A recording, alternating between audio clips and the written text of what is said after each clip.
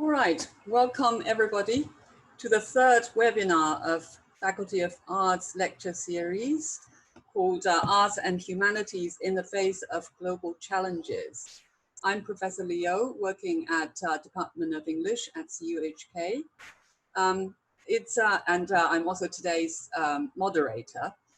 It's my great pleasure and privilege to introduce to you today's speaker, my colleague at Department of English, Professor Julian Lam.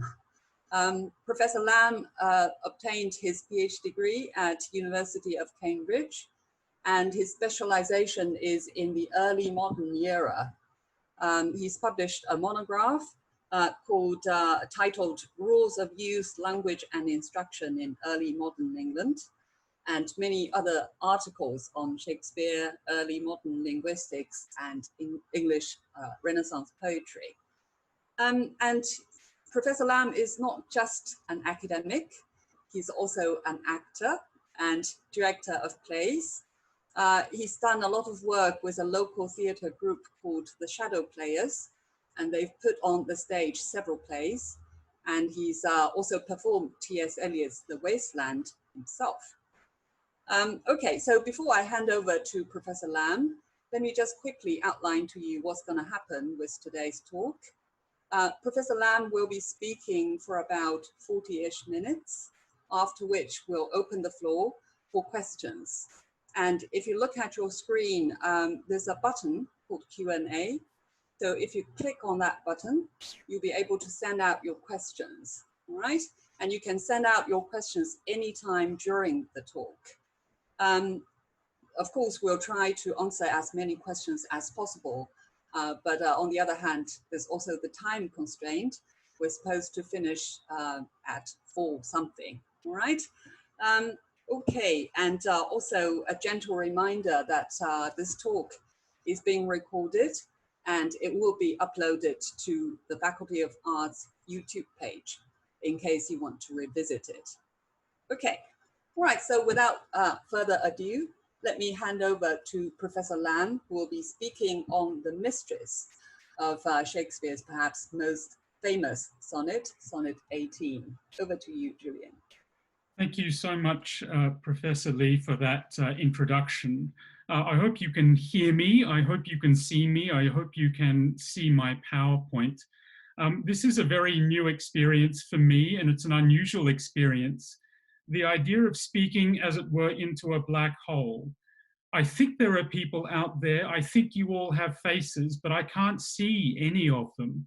And so this is a peculiar experience, but nevertheless, it's an enormous privilege, really, to speak to you about this poem and to share some of my thoughts on it. It's a poem that, as Professor Lee suggested, is very famous and will likely be familiar to many of you. To a certain extent, that is a good thing. It is good to be familiar with works of literature. It's through our familiarity that we develop a kind of a relationship with the work of literature and develop an understanding of it. But equally, our familiarity can sometimes obscure our vision of a particular textual artifact. And to a certain extent, our familiarity, particularly with Shakespeare, can obscure. And sometimes when we come to a work as famous as Sonnet number 18, our task is to defamiliarize so that we can see it afresh. Now, firstly, a confession. This talk is going to contain very many questions, but not many answers. And it won't have a conclusion at the end. But it does have a very specific aim. And that is that aim of defamiliarizing, that aim of seeing something that we know or we think we know afresh. And in particular, I'm concerned with seeing afresh this most famous of opening lines to a poem.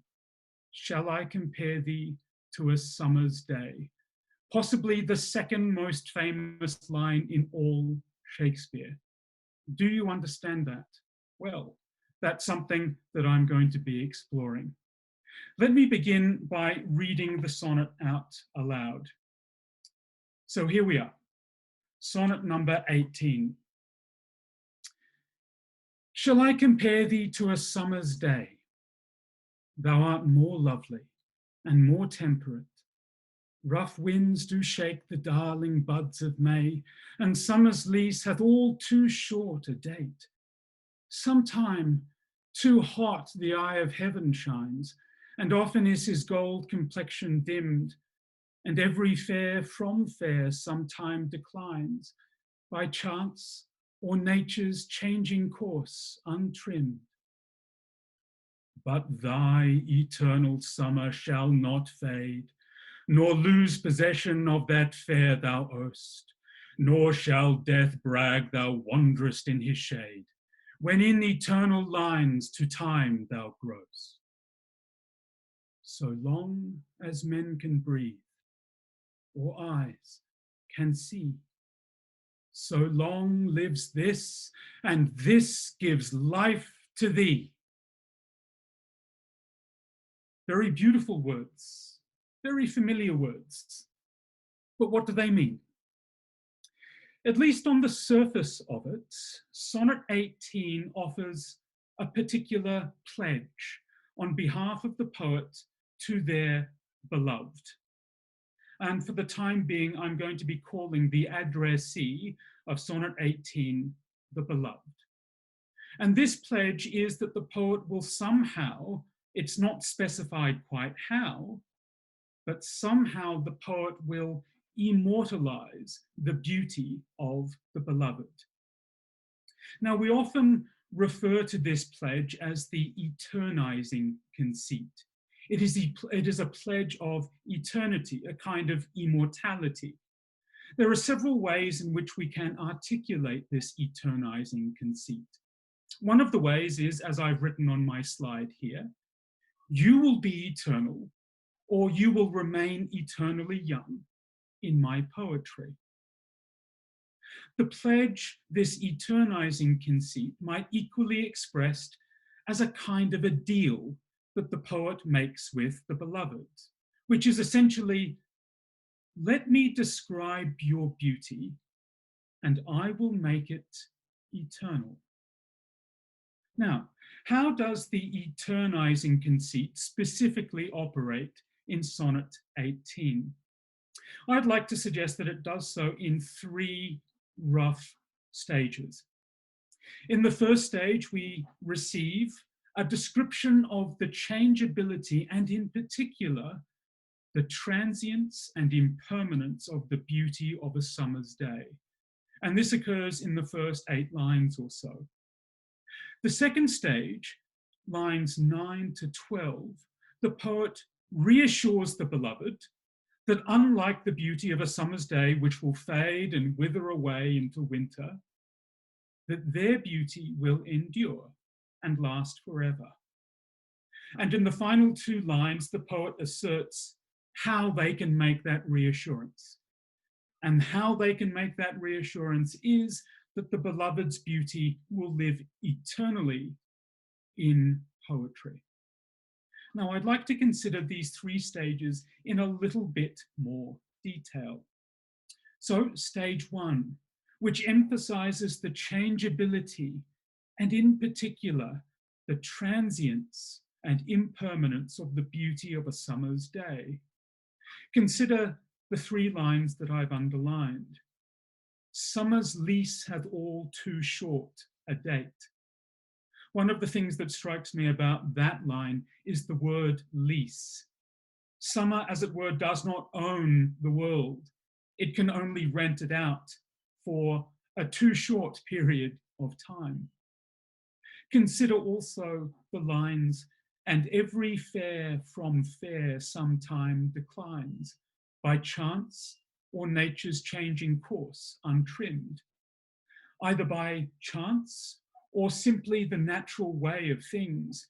Every beautiful thing will at some point decline. Every beautiful thing will wither away.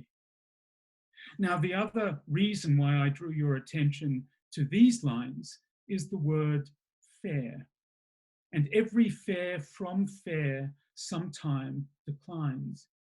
The word fair has a peculiar and particular resonance in Shakespeare's sonnets. The beloved, for instance, is continually described as fair. And so this line, "and every fair from fair sometime declines," is especially interesting, perhaps because it subtly infers that all fairness, perhaps including the beloved's fairness, will at some point decline. Stage 2 is when the poet reassures the beloved, "But thy eternal summer shall not fade." I always think that one of the most important words in Shakespeare, not only in his poetic work, but in particular in his dramatic work, is the word but. It's a very simple word, a very ordinary word, but almost always in Shakespeare, especially in the dramatic work, it always indicates some kind of change in thought or a change in mood. And that's exactly its function here. As opposed to the temporality, the transience of summer beauty, beloved, your beauty will never fade, nor lose possession of that fair thou owest. Owest here means owns, where summer merely rents out the world and summer's beauty is merely transient. You, beloved, you own your beauty, you possess it. How can the poet make such confident assurances? Because the beloved's beauty will exist in his poetry. So long as men can breathe or eyes can see, so long lives this.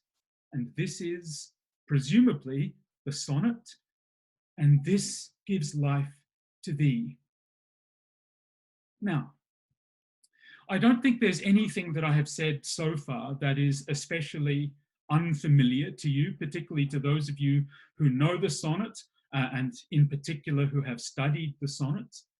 Nor do I think there's anything that I have said so far that is especially insightful, or for that matter, especially interesting. I still don't think in making all of those observations, we have gotten, as it were, under the surface of the sonnet. It strikes me very often, especially when it comes to texts that we are very familiar with, it's always a struggle to crack the surface of that text. How can we get under its skin? How can we see what's really going on inside of it? And for me, not only in my teaching, but also in my research, I ask myself, or indeed my students, one question. And that question is, can you see anything strange? Can you see anything weird going on in this poem? I would like to suggest that at this stage, we might be able to see two very peculiar things going on. I will have time today only to talk about one of them, but I can't help but make these two observations apparent to you. The first is this. The poem claims to eternize the beloved's beauty. Presumably by that, the poet means that they will somehow describe the beloved's beauty in poetry, and in so doing, that beauty will be preserved for posterity. Can you see in this poem any description at all of the beloved? Do you have any idea whatsoever of what they look like? I don't. It's almost as if the poet has put so much time and energy into making the pledge, making the promise, you will live forever in my verse, that he's kind of forgotten to describe the beloved. But of course, he hasn't forgotten. In fact, if you read all of Shakespeare's sonnets, that is what they do time and time again. They make this pledge without ever having actually described the beloved. So that's the first strange thing about 18. But there is another strange thing. And this is the strange thing that I want to focus on today. If the poet's intention is to reassure the beloved that their beauty, unlike the beauty of a summer's day, will live eternally, then why does the poem spend so much time talking about the loss and decay and transience and finally the death of beauty? Now, to a certain extent, that is the nature of reassurance. Sometimes when you reassure someone of something, you risk provoking their anxiety or their fear of exactly what you intend to reassure them of. Imagine I am taking a friend to the airport, and I say to this friend just before they go through into immigration, I'm sure that plane won't crash. Now, explicitly, I'm offering them reassurance. But what is the effect of my reassurance? Now, if that was a friend speaking to me, my response to that would be something like, well, thanks a lot.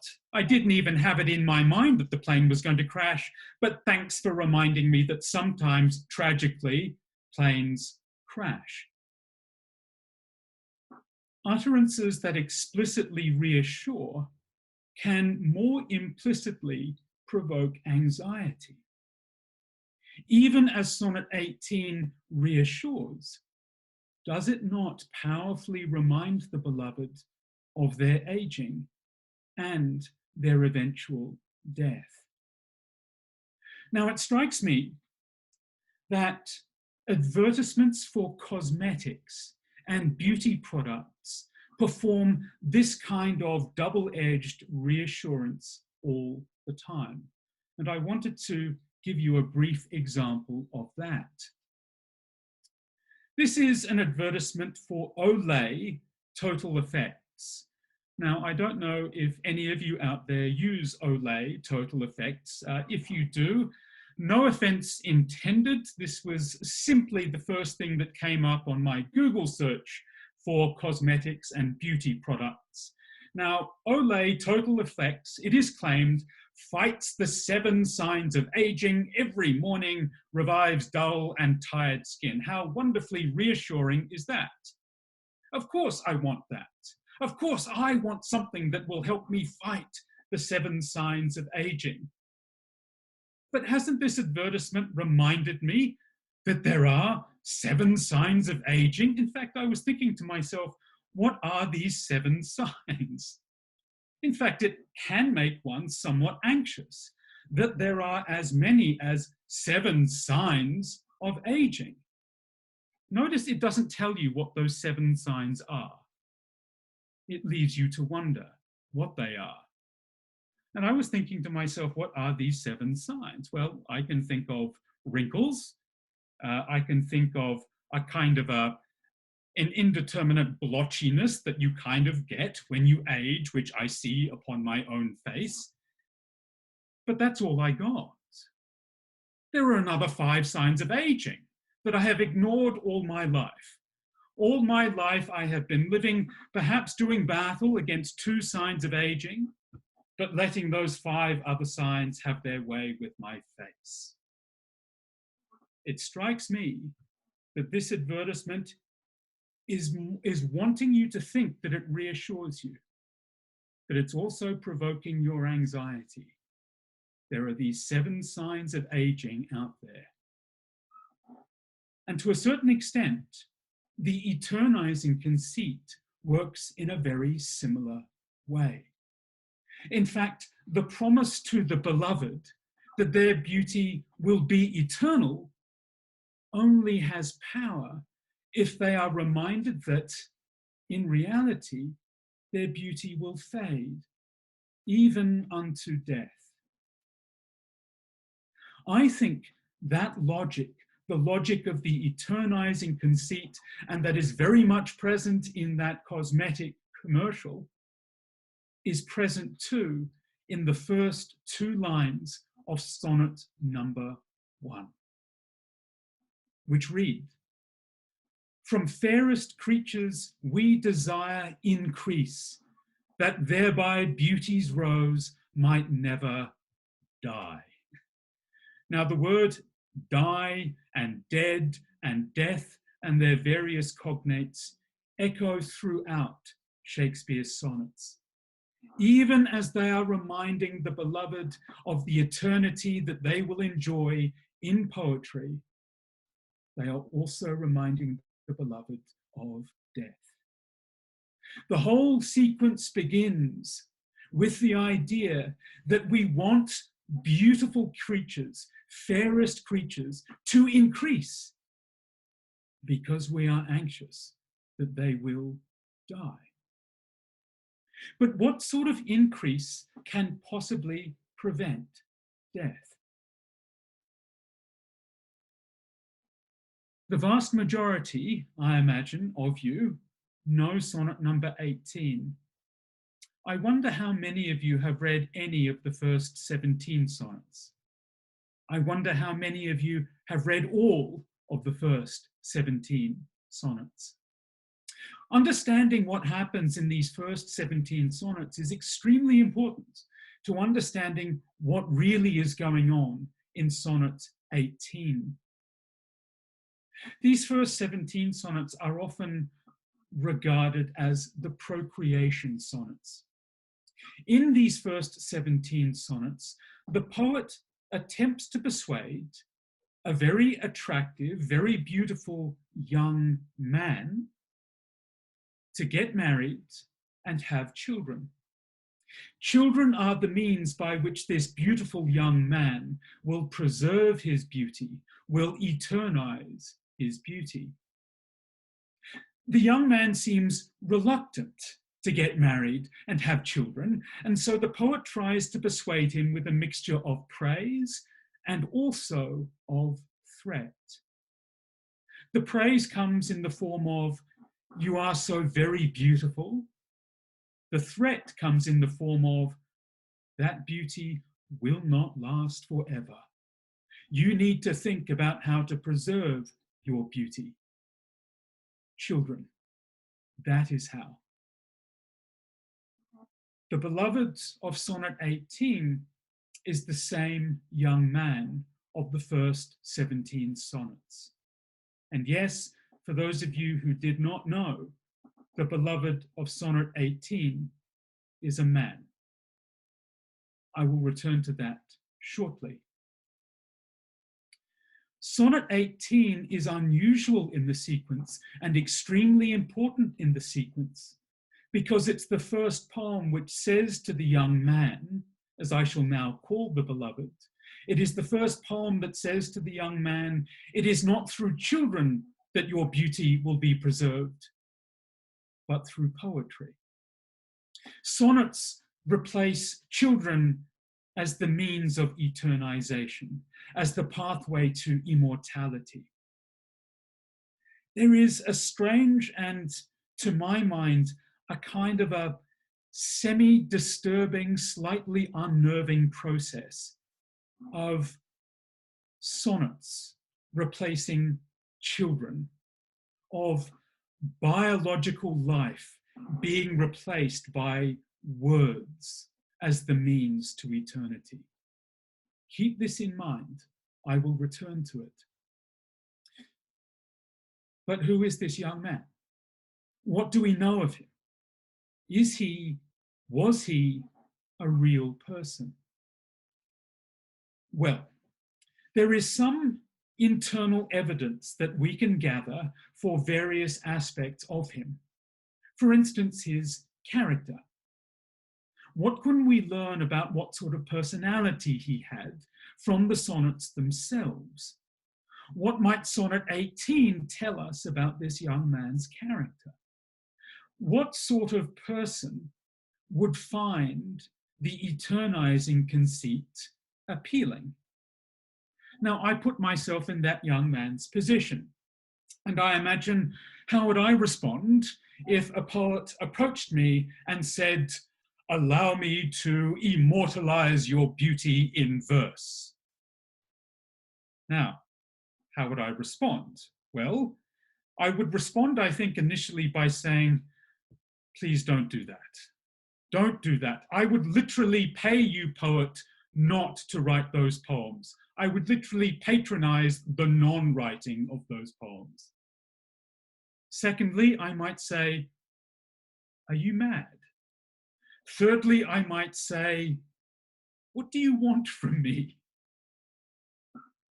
There is no way that I could take it seriously. What does it say about the young man that the poet thinks he would take the eternizing conceit seriously? Doesn't it suggest that the young man takes his beauty very seriously? And indeed, the first 17 sonnets accuse the young man of narcissism, excessively admiring his own beauty.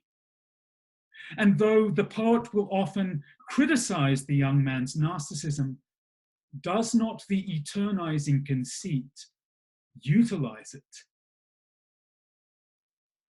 I would also suggest that from Sonnet 18, we also know that this is an individual who fears losing their youthful beauty, or who can be easily persuaded to fear losing their youthful beauty.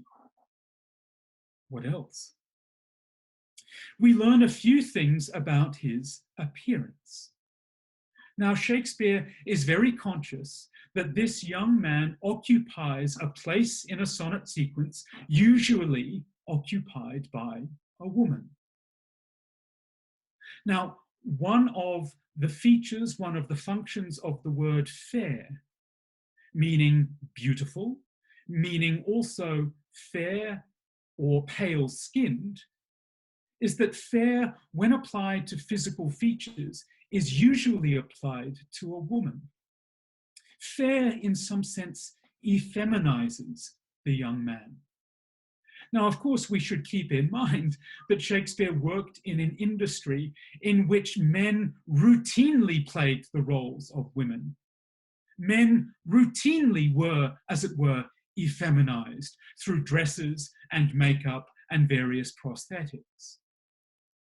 One of the interesting things, though, about this young man is that he has a naturally feminine appearance. The first two lines of Sonnet 20 read, "A woman's face, with nature's own hand painted, hast thou, the master, mistress of my passion." This painting has been done not by another human being, but by nature itself. He naturally looks more feminine. Thirdly, we know from internal evidence that this young man is an aristocrat, and he certainly occupies a much higher social class than the lowly poets. And we know that through various ways and means. Firstly, we know it through the way in which the poet addresses him as thee and thou, which typically indicate the social superiority of the addressee. Now, it is true that in some sonnets, the speaker, the poet, addresses the young man as you. But by and large, it's thee and thou, which indicates respect. The first 17 sonnets, secondly, talk about the young man as needing an heir. They regard lineage, bloodlines, as being of paramount importance. Lineage, bloodlines, these things would only be of importance to an aristocrat. The final point I want to make about the young man's social superiority is that this is an enormous challenge for the poet. Here he is, trying to articulate his love and his devotion to this individual. He is attempting to forge and to create a relationship which he hopes is based on a kind of equality, a kind of reciprocity. But this is an enormous challenge in a social situation in which one person has considerably more status and authority and power. I will return to that too. There is also some very interesting and very mysterious paratextual evidence. When Shakespeare's sonnets were first published in 1609 in very mysterious circumstances, they came with this very strange dedication. To the only begetter of these ensuing sonnets, Mr. W.H., all happiness and that eternity promised by our ever-living poet wisheth the well-wishing adventurer in setting forth. T.T. This mysterious Mr. W.H. has been responsible for an enormous amount of critical speculation over the last 4 centuries. Who is he? What is his status? What is his relationship to this sonnet sequence? Mr. W.H. is identified here as the begetter of these sonnets. Begetter is indeed a curious word to use. To beget is to bring a child into being. It is essentially to produce a child. Once again, this strange association with biological reproduction and poetic production. These sonnets, like children, have been born, and Mr. W.H. is their begetter. Mr. W.H. here is identified as that individual who is promised eternity by the poet. Is Mr. W.H. the young man of Sonnet 18? And who exactly is Mr. W.H.? There are several contenders for who Mr. W.H. is, as you can well imagine. One of them is a man called William Herbert, who was the 3rd Earl of Pembroke, to whom Shakespeare's first folio was dedicated in 1623. Some have even suggested that Mr. W.H. is not in fact Mr. W.H., but is actually a misprint for Mr. W.S.H., i.e. Mr. William Shakespeare. William Shakespeare could legitimately be identified as the begetter of these sonnets. He was, after all, the person who wrote them. Above all, I think what this dedication does is it tantalizes us. It tantalizes us with the hope of uncovering specific identities. And so, in that spirit, let me tantalize you yet further. In the early 1590s, Shakespeare had a patron, a young man who was an aristocrat, who was very wealthy, and who was very unmarried. Shakespeare dedicated his first publications, his 2 narrative poems, Venus and Adonis in 1593, and a poem called Lucrece in 1594, to this individual.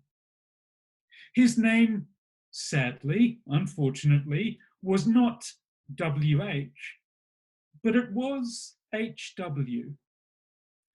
His name was Henry Wriothesley, and he was the 3rd Earl of Southampton. Keep in mind what we know about the young man. He admires his own beauty, he has fair features, and he is somewhat feminine in appearance. Here are 2 paintings of Henry Wriothesley. The one on the left, in particular, for me, confers a sense that this is a person who cares very much about their beauty. The long hair and the very deliberate way it is draped across the shoulder strikes me as affected, as if effort has gone, serious effort has gone, into beautification. There is another painting that I want to show you of Henry Wriothesley, one which strikes me as quite distinctly feminine. This was painted sometime during 1590 and 1594, when Wriothesley was Shakespeare's patron and when Shakespeare dedicated his 2 narrative poems to him. When I look at this painting, I cannot help but be tantalized by those lines from Sonnet number 20. A woman's face, with nature's own hand painted, hast thou, the master, mistress of my passion. I am tantalizing you. No one really knows who Mr. W.H. is, and no one really knows who the young man of the sonnets is. In fact, it must be emphasized that it would have been extremely unlikely that someone of Wriothesley's social importance would have been addressed as Mr. W.H. It simply does not square. And of course, no one knows for sure. And so the mystery of W.H.'s identity, and indeed the mystery of the young man, continues. But this is the effect of the sonnets. They tantalize us. However, quite apart from the mysterious identity of Mr. W.H., there is a further question. Why did this T.T., who wrote the dedication, claim to know the identity of the young man to whom the poet promises eternity? And who, for that matter, is T.T.? Now, you might be pleased to know that this is one of the few questions in this talk that I can answer with some definitiveness. T.T. is Thomas Thorpe. Thorpe was a London publisher whose publications included works by some quite notable poets and playwrights, Christopher Marlowe, Ben Jonson, Thomas Nash, among them. However, knowing that it was Thomas Thorpe who wrote this dedication in many respects raises more questions than it answers. What is a publisher doing writing a dedication? It is not the publisher's right to compose a dedication. It is normally the writer's task to dedicate his or her work to whomever they chose. Why is Thorpe writing this dedication? The fact that Thorpe, the publisher, is writing this dedication perhaps suggests that Shakespeare was not in London at the time leading up to the publication of these sonnets. It might even suggest that Shakespeare was not closely involved with their publication, particularly the final stages of their publication. Alternatively, it might suggest that Shakespeare did not know of the publication of these sonnets. And if he did not know of the publication of these sonnets, he could not have authorized their publication. Did Shakespeare want these sonnets published at all? It is quite possible that Shakespeare intended for these sonnets simply to exist in manuscript form, to be circulated amongst a very small circle of friends, of readers who he knew. And if that is the case, then someone, it seems, who knew about the manuscript stole it and brought it to Thorpe. Is Mr. W.H. the person who stole the manuscript? Is he the only begetter of the sonnets, since he was the one who brought them to light, gave them birth in that sense? But there is more to this dedication. this dedication is also its own act of eternizing. But who is being eternized? And who is doing the eternizing? When we look a little bit more closely at this dedication, we see that there are two eternities that are inferred. Consider line 3. Mr. W.H., all happiness and that eternity promised by our ever-living poet. Where Mr. W.H. is merely promised eternity, it is the poet who is ever living. Does Thorpe want to suggest that actually it is Shakespeare, the poet, who has achieved a kind of eternity, not the person who the poet promises eternity to? There is also something very subtle in the way in which Thorpe has printed this page. He has deliberately used a Latinate script, which is to say, a form of font that makes English look a little bit like Latin.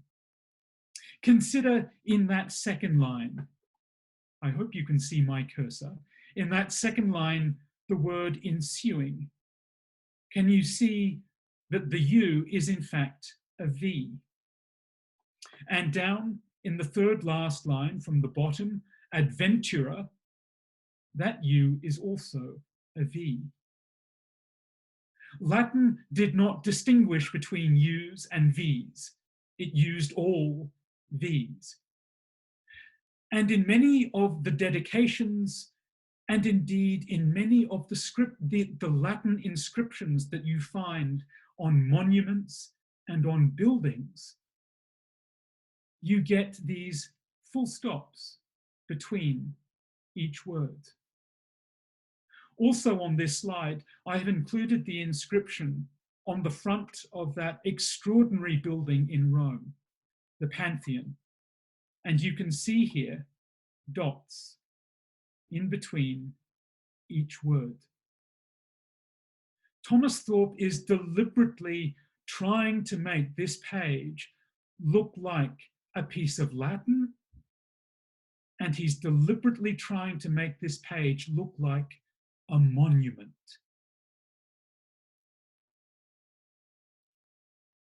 Not only the dedication, but the title page too, I would argue, is an act of eternizing.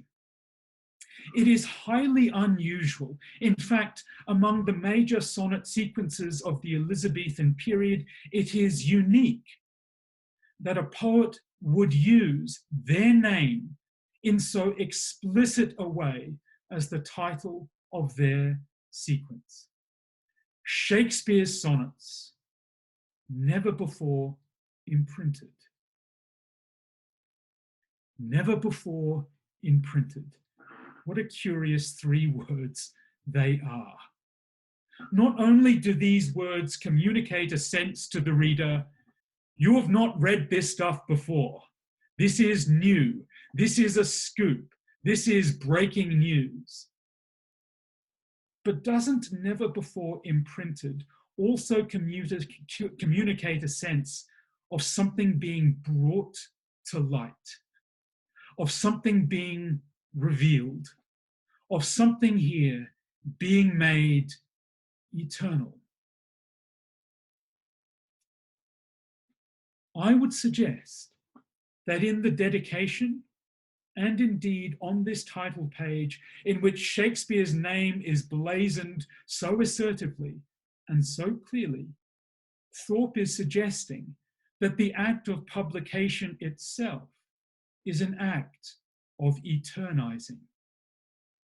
And if he is doing that, is Thorpe not doing to Shakespeare exactly what Shakespeare does to the young man? Lend me the beauty of your sonnets, and I'll make them immortal. one of the very curious things about both the title page and the dedication are their use of names. I think there is a striking contrast between the assertive clarity with which Shakespeare's name appears on that title page, Shakespeare's Sonnets, and the very shadowy, obscure way in which those initials appear on the dedication. To a certain extent, this is a game that Shakespeare's sonnets love to play. Indeed, it is a game that Elizabethan sonnet sequences as a whole love to play. They tantalize us with the hope of certain biographical detail, and just when we grasp for a certain identity, that biographical detail evaporates. There is one further way of accounting for their mystery and obscurity, and it's this thought that I want to leave you with. Shakespeare's sonnets have sometimes been regarded as a form of autobiography. These days, I find it helpful to think of them not as autobiography, but as anti-biography. Let me try to explain what I mean by that. Whether or not the figures in these sonnets represent real people, and of course, we will never know, there is one thing that I think we can be certain of: that the sonnets dramatize a scenario, dramatize a scene, and we should keep in mind that Shakespeare was very good at dramatizing scenes. They dramatize a scene in which a lowly poet expresses loving devotion to someone who is socio-politically superior to him. He seeks a kind of mutual love. He seeks a reciprocal love. And in seeking that, he seeks a kind of equality with this young man, as with any beloved. But such equality is hard to achieve in the context of a socially stratified society, for there will always be a profound power disparity between them. But perhaps a sonnet offers a different sort of context. For here in a sonnet, rather than in real life, rather than in social life where there is that power disparity, but here in a sonnet, the poet might be more at liberty to rewrite, or perhaps even to renegotiate, the dynamics of the relationship which he seeks with this social superior. For here in a sonnet, unlike out there in the real world, perhaps he has some power. And so he provokes the young man's anxiety over losing his beauty, even over his mortality. And he provokes that anxiety in order to offer him reassurance. Immortality through poetry. But of course, the only begetter of this immortality can be the poet, for it is he who decides how this young man is to be depicted. Eternally young, or aging and withering away even unto death. And so, as a way of reminding this young man that both of those two options are available to him, the poet asks the young man a question. Shall I compare thee to a summer's day? Thank you. Thank you, Professor Lam. I don't suppose that we can do a virtual clapping of hands, but okay. Thanks a lot. I've already actually read a question which came in during the process of your talk. So maybe before other questions come in, Julian, you'd like to look at that question, which is sure. How old was Wriothesley? Yeah, Wriothesley at the time that particular feminized, portrait. Sure. When was that? How old was he when that was painted? That's a great question. We don't have a specific date for that painting.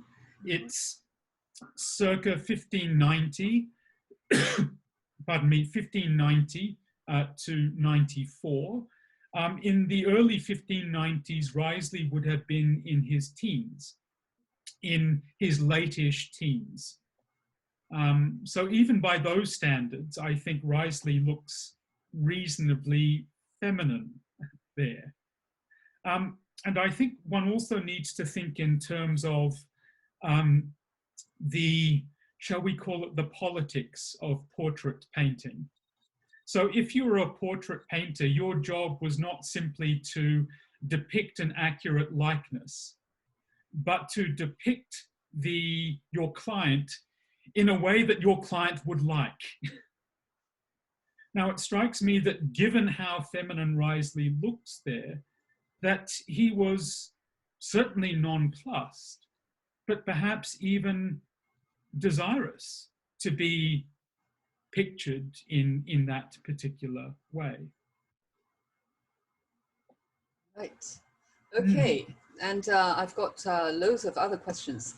So I'll just pick some of them. Sure. So here's one question asking, are there places within the sonnets that suggest that the beloved is of a high status in society? Of course, there is the sense of unrequited love evoked by the poet. But has the poet ever described any demographical information of the beloved? We don't have, hi Pia, we don't have any specific information of the specific, as it were, rank of the beloved, but it is pretty indubitable that the beloved is of a higher social standing. It simply does not, the first 17 sonnets would not make any sense if the beloved was not an aristocrat. The way in which the first 17 sonnets talk about the importance of lineage, talk about the importance of having an heir. These questions only have significance to someone who is of some aristocratic status. Okay, and I've got the next question, Julian. So in Sonnet 18, what if the thing that lasts eternally is love instead of poetry? Great question. In Sonnet 18, what if the thing that lasts eternally is love? So let's remind ourselves of those last two lines. So long as men can breathe or eyes can see, so long lives this, and this gives life to thee.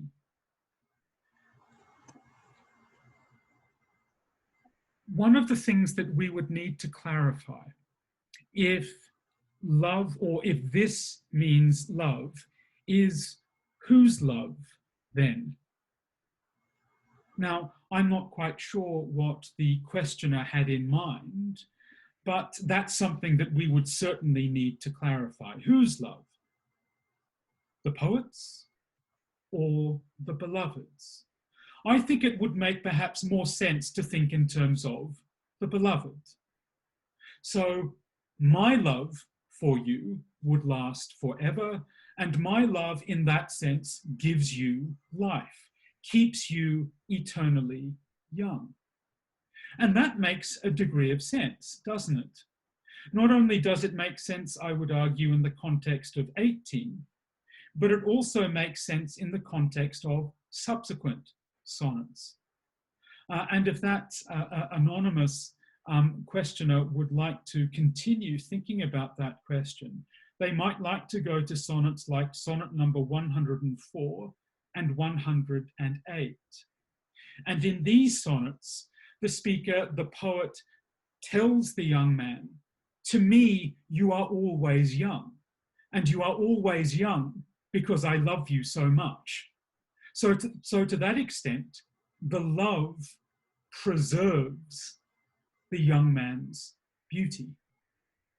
Now, there are a couple of interesting things, though, a couple of very tricky and sneaky and devious things that happen in 104 and 108 that I'll just draw your attention to.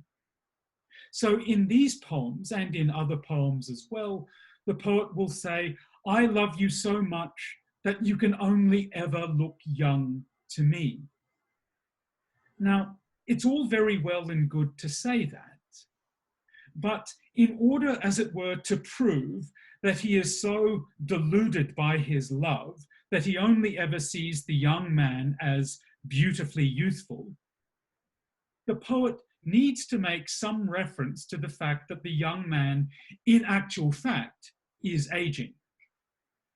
In a sense, the claim that I am so in love with you that you look forever young, that only has power if the young man is actually aging. And so in poems like 104 and 108, the poet says really devious things like, oh, I am so in love with you that I don't even notice your wrinkles. Now, of course, in saying, I don't even notice your wrinkles, you are noticing the wrinkles. But that is, in a sense, part of his strategy. He wants both to remind the young man of his aging, but also to try to suggest to the young man that he is so lovesick that he doesn't notice it. Now, to return to Sonnet 18, what if this means love, or the poet's love? So long lives this, and this gives life to thee. I think it works perfectly well for that final line. I would find it more difficult, however, to try to negotiate the second last line into that reading. So long as men can breathe or eyes can see, so long lives this. I would want to know, what is the relationship between so long as men can breathe and eyes can see? What is the relationship between men breathing and eyes seeing and the poet's love? And that is a connection that I can't immediately see just off the top of my head. It will likely to occur to me in the middle of the night tonight. I will wake up and suddenly think, that's the connection, but I can't immediately think of it now. Okay, well, there are actually so many questions. There are so many questions. Yeah, Indeed. I have the impulse of leaving you to, pick and choose which questions to answer. But I think the immediate next one is worth tackling. So this is about same-sex attraction, a juicy one. So Shakespeare's admiration for the young male would be regarded in our time as same-sex attraction, which sometimes could be, to put mildly, frowned upon in Hong Kong. So how would the Elizabethan audience understand this same-sex attraction? Well, I mean, how much time do we have? What I can offer you is not an answer. It's merely the beginnings of an answer. As you can imagine, this is a very contentious topic that covers not simply same-sex attraction in the Elizabethan period, but also obviously covers Shakespeare's own sexuality. Was Shakespeare homosexual? Was he bisexual? Shakespeare, after all, married, he had children. What is Shakespeare's sexuality? And indeed, Shakespeare, as we all know, is pretty hot cultural property.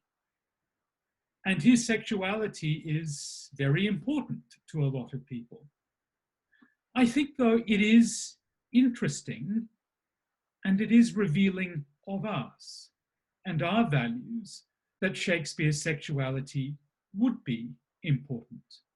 Was he homosexual? Was he bisexual? Was he heterosexual? what was he? And I want to use this as I guess, my way of answering this question. Shakespeare's admiration for the young male would be regarded in our times as same-sex attraction. Now, one of the things that I think we need to keep in mind is something very important about our times. In our times, we have a tendency to use someone's sexual preference as a marker of their identity. Someone is heterosexual or homosexual or bisexual. But I don't think the Elizabethans thought of sexuality quite in that way. They did not think of it, as it were, as a marker of identity. So I think all discussion of Shakespeare's sexuality and of same-sex attraction, not only in these poems, but also, let's be reminded, in Shakespeare's own plays, needs to be prefaced with that. The Elizabethans and the Jacobeans had a very different understanding of the status and function of sexuality to us.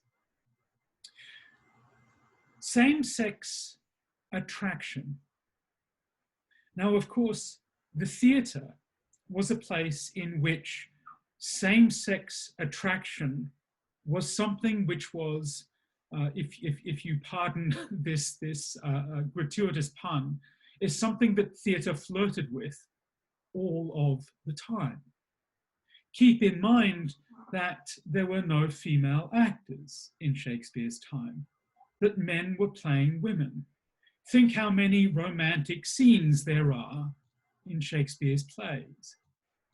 Same-sex attraction was something that in some sense was routinely inferred, was routinely acted out on the Shakespearean stage. The stage, in some sense, was a place in which one could experiment with attraction to people that really you ought not to be attracted to. And this is more directly to answer the question. You're right. Generally, at Shakespeare's time, one ought not to be, not so much, it wasn't so much a case of same-sex attraction being forbidden, but same-sex sexual relations being forbidden. Homosexual acts were forbidden. They were not called homosexual acts. They were referred to as sodomy and buggery, and they were illegal. Now, that does not mean that same-sex attraction was forbidden. In fact, the theatre flirted with this all of the time. And in a play like Twelfth Night, which was not only a play which originally would have been performed with young men dressing up as women, but there is a situation in which Orsino is falling in love with someone who he thinks is a man. So the theatre was a place in which same-sex attraction was very often played out. And I would suggest that one of the things that Shakespeare is doing in his sonnets is he is extending that into poetry. The other thing that he is doing, and I'm taking a long time to answer this question because it's a very complex question and I don't want to simplify the issue. The other issue that is very much connected to this question is to do with gender. And one of the things that Shakespeare was very interested in his two earlier narrative poems, Venus and Adonis and The Rape of Lucrece, is individuals who are strangely, I wouldn't say asexual, but are men who have a kind of a feminine appearance, men who are in one way or another feminized. And I think that is something, that issue is something that we also need to take into account when we're thinking in terms of same-sex attraction.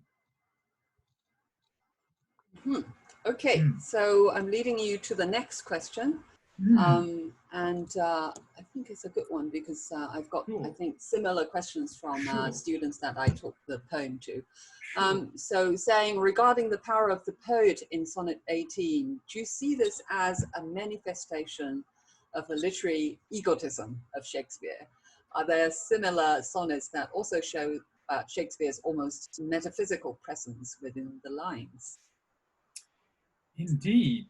Well, there is a kind of egotism, I suppose, in Shakespeare that this questioner is drawing our attention to. An egotism that is perhaps manifest in the confidence with which the poet is asserting the eternity, the immortality of poetry generally, and perhaps more particularly the eternity, the immortality of his poetry. However, I think one of the very interesting things about these sonnets, particularly if we're going to talk about their egotism, and I think this is where the question or the questioner is headed in the second of their two questions. On the one hand, the poet might seem very egotistical to us in making those claims for his poetry. But in another sense, he's extremely self-effacing, which is to say, there is very little biographical detail that is explicitly present in these sonnets. Now, there are a couple of sonnets, sonnets number 135 and 136, which pun on a name. And that name happens to be Will, short for William. But apart from that, there is very little specific biographical detail. And in fact, and this was the point that I was making towards the end of my talk, the sonnets are almost routinely shying away from providing biographical detail. So on the one hand, although we might think of them as making quite an egotistical claim for their immortality and eternity, there is another sense in which they are very self-effacing. And Shakespeare's own presence in these poems, indeed, this is the case perhaps even more so for his plays, is at best a very ghostly presence. So that's how I would respond to that question. Yeah. You've got to answer the next question because that's from our dean. Yes, I recognize that's from Professor Tang. Right. And this is a very important question and a question that I didn't address. Right. The question simply is, by 1609, yes, Shakespeare was a famous playwright. And in many respects, if Thorpe, and it's a big if Thorpe was the one who gave the sonnets their title, Shakespeare's Sonnets, they're never before imprinted, then clearly this is Thorpe's attempt to cash in literally on Shakespeare's name. Now, I suggested that it's highly unusual, frankly unique, among major Elizabethan sonnet sequences that the author's, the poet's name would so explicitly appear in the title of their sonnets. One of the things that sonneteers love to do was to somehow encode their identity within names and indeed within the fabric of the sonnet. But they did so always very teasingly and often very riddlingly.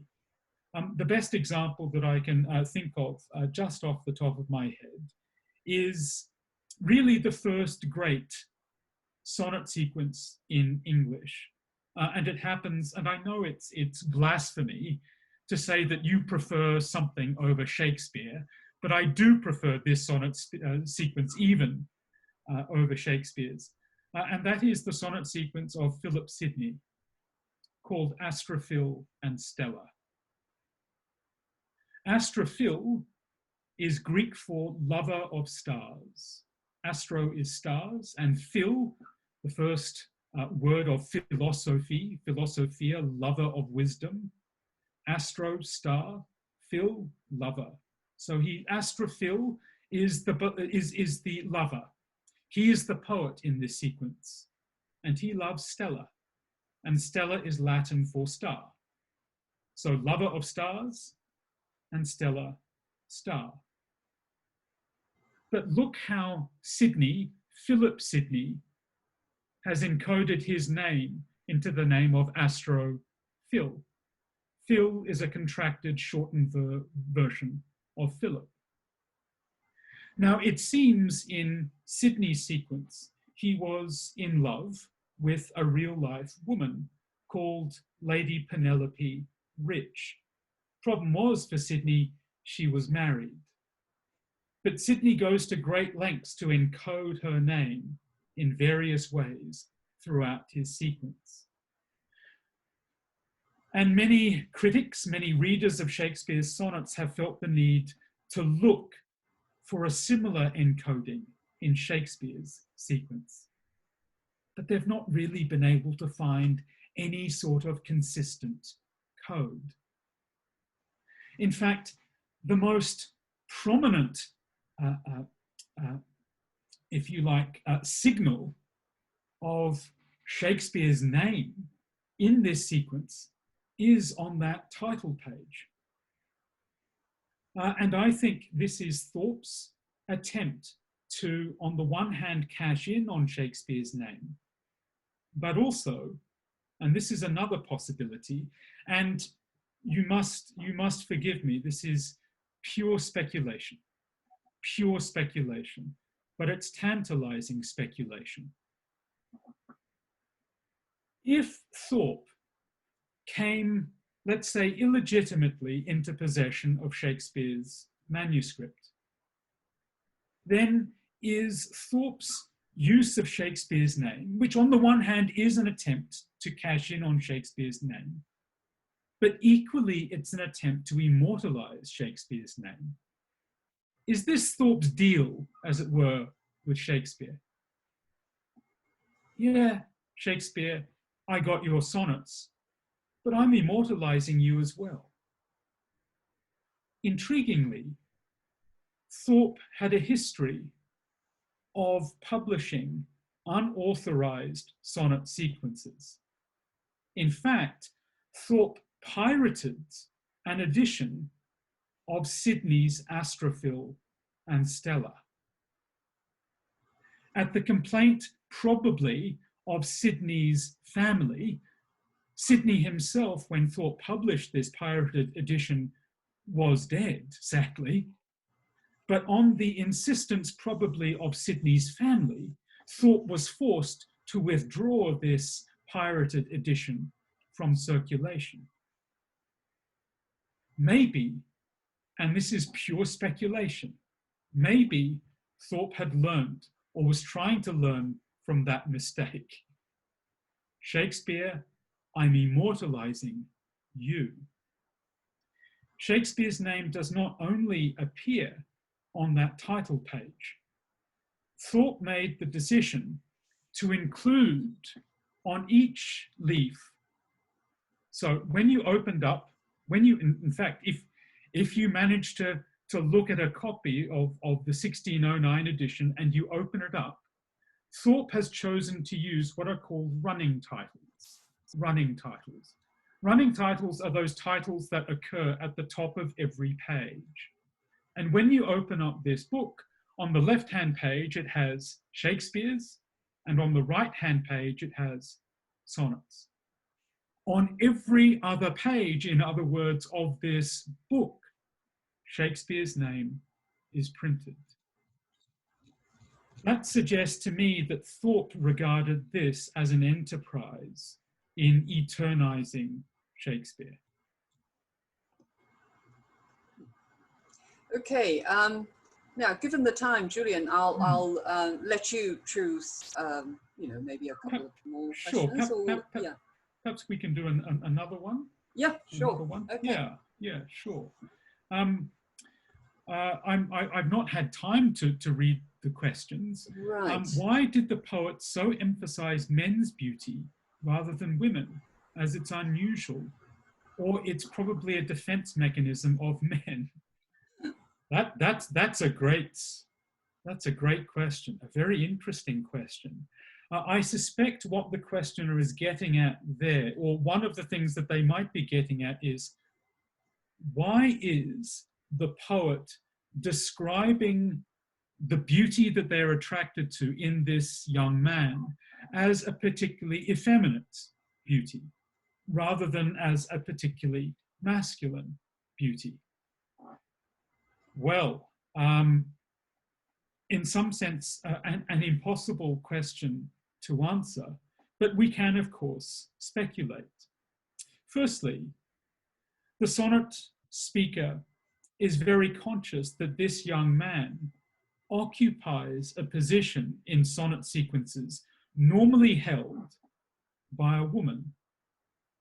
And one of the striking things that Shakespeare does in this sequence is that he will apply terminology and forms of descriptions that previous sonneteers had usually applied to women, but he will apply them to a man.